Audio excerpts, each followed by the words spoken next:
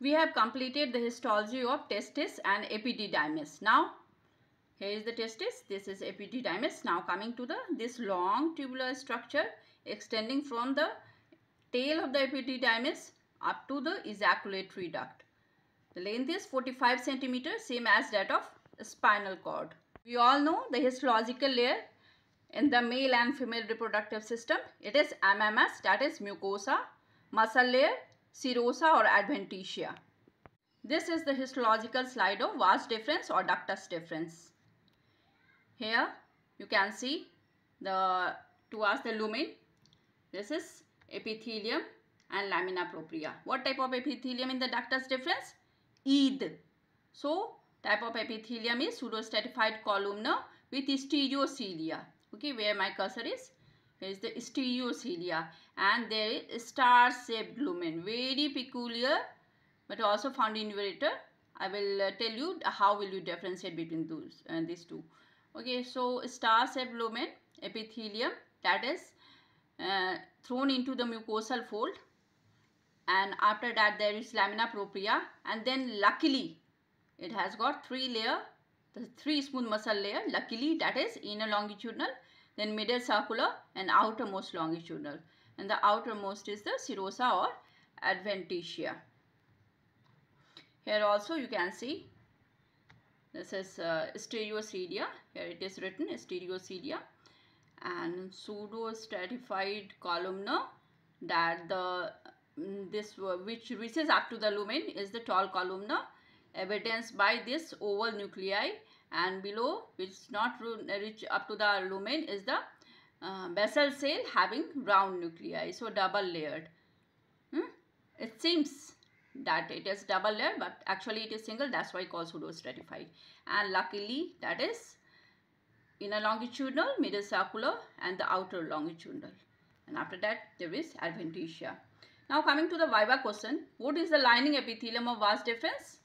ETH, that is the pseudostratified columnar epithelium with stereocilia. What are the histological layers?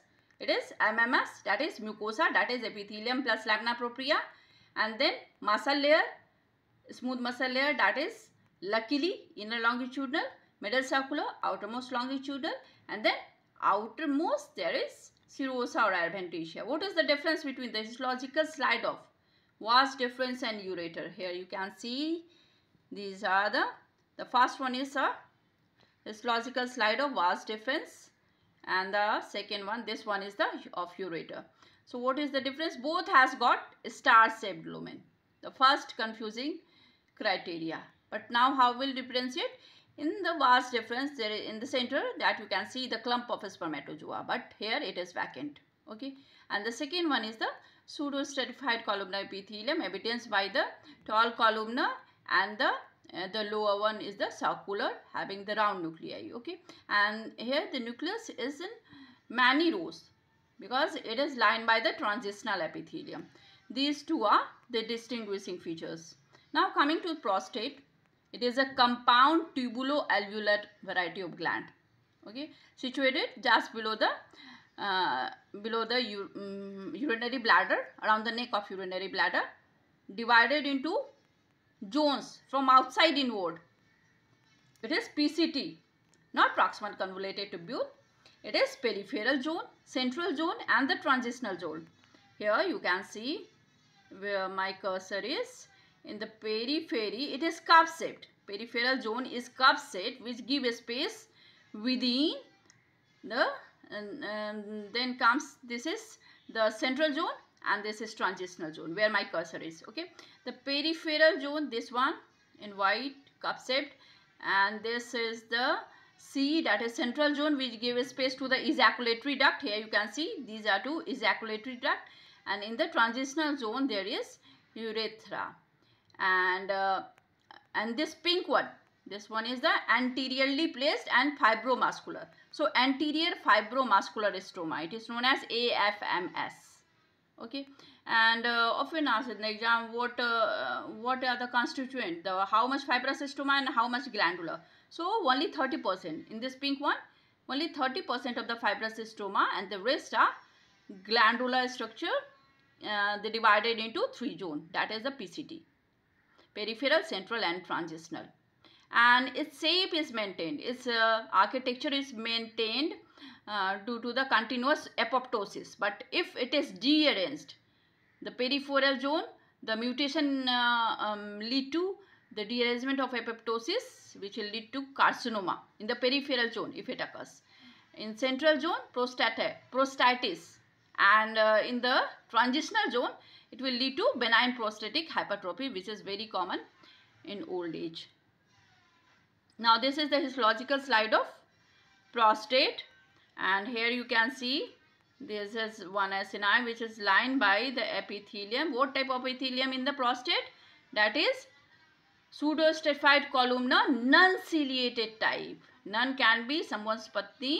So P for prostate and P for patni, that is it is non-ciliated, and pseudostratified, that it is arranged in 2 layers. The nuclei arranged in 2 layers, and very much characteristic that what it secretes? Prostate contribute glycoprotein in the seminal fluid, and these are the concretions of glycoprotein. The glycoprotein get condensed and localized in the lumen of that acini. This is known as corpora amylaceae, very much characteristic of prostate, and its number as well as the size increases with age. This is another histological slide of prostate, and here you can see this red one is the anterior fibromuscular stroma. Okay, and these are the pseudostratified non-ciliated variety of epithelium, and in the middle these are the corpora amylaceae. Now viva question, what type of gland is this? It is compound tubuloalveolar type. What percentage from prostate is in the seminal fluid? It constitutes only 20%. What is the function of prostate? It gives fructose. Okay, tell me the zone of prostate. It is PCT, that is peripheral zone, then central zone, and then transitional zone. What is the percentage of fibrous stroma and gland in prostate? Fibrous stroma 30% and glandular structure 70%. What is the most distinguishing feature in histological slide of prostate? It is nothing but the corpora amylaceae, which is the concretion, which is the condensation of glycoprotein within the lumen. Then now this is one is the histological slide of seminal vesicle, and very peculiar that branching and anastomosing pattern of mucosal fold. This here you can see these mucosa, that is the epithelium plus lamina propria, they are giving rise to manifold, and these folds are branching and anastomosing pattern. So make a, here you can see this is the blind sac, like the blind space. This is known as crypt. So they are very peculiar that what will be the histological layer? It is MMS, that is mucosa, then muscle layer and serosa or adventitia. In the mucosa there is epithelium plus lamina propria. Epithelium which type? That is someone's sister, non-ciliated and someone's sister. So it has got pseudostratified non-ciliated type of epithelium, and lamina propria, muscle, that is luckily that inner longitudinal, middle circular, outermost longitudinal, and then comes serosa or adventitia. Here another histological slide that very much peculiar, that is the branching and anastomosing pattern of mucosal fold. And here in this red, these are the, where my cursor is, these are the hemorrhagic crypts. Okay. Now coming to the viva question, tell me the 2 characteristic finding of histological slide of seminal vesicle.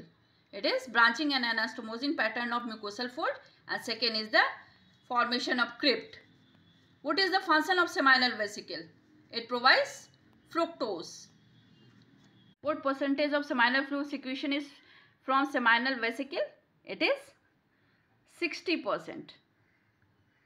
Now coming to the last one, that is the organ of copulation, penis, in which there are this is the cross section, transverse section, in which these are the cylindrical structures, and it is the section, and it has got net-like arrangement all around. So these two are corpora cavernosa. Cavernous means net-like. So these are 2 corpora cavernosa, and the inferior and at the center this has got spongy texture, so known as corpora spongiosa. As this is in a spongy texture, it gives space to the urethra because urethra is distensible. It distends, so the spongy character give the space to it. Okay, and these two are the deep artery of penis because it is deeply situated, and here these two are the dorsal artery of penis. We all know the superiorly there is dorsal aspect and inferiorly this is ventral aspect in penis as well as in the tongue. So this is, here you can see this is the vein, it is superficially, and so superficial dorsal vein, and this is deeply situated, so deep dorsal vein. We all know vein is superficial and artery are in the deep, and this is the dorsal artery of penis, these two. And these are the layer: skin, superficial, fast, and then skin, then dartos muscle, these are the areolar tissue, buccal fossa, and then this white structure all around is the tunica albuginea. Very important, which membrane the covers enseeth all these three cylindrical structure. It is nothing but the tunica albuginea, as well as this tunica albuginea enseeth all these three cylinder separately also, and one is the common sheath. Okay, tunica albuginea. And here this is the histological slide. These are three cylindrical structure, just like an eye. This and this is nothing but the deep artery of penis, and this is just like mouth, and suppose this is wearing a specs, and this is just like lips, and this is mouth, which is nothing but the ureter, and this is dorsal artery of penis, which is which look like bindi, and this all around hairs. So these are this is the histological slide of penis. Now coming to the viva question, name the structure where you will get tunica albuginea. Very important. Tunica albuginea. Albuginea, it is derived from word albus. Albus means white. Milk is white. We keep milk in pot. This what we are seeing is the pot. So pot is the penis, ovary and testis. Thank you.